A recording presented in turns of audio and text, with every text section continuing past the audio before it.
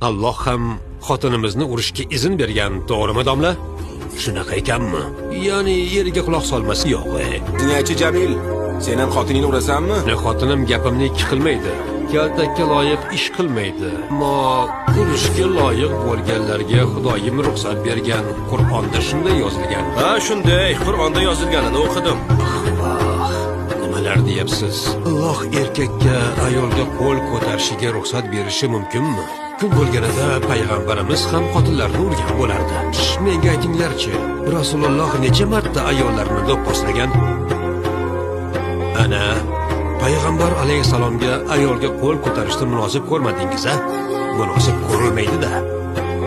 Chunki Rasululloh hech qachon ayol kishiga qo'l ko'tarmaganidek, hatto baland ovozda ham gapirmagan. Payg'ambarimizga loyiq ko'rmaganimiz bu illatni Allohning amri deb hujjat qilishga qanday jur'at qildingiz?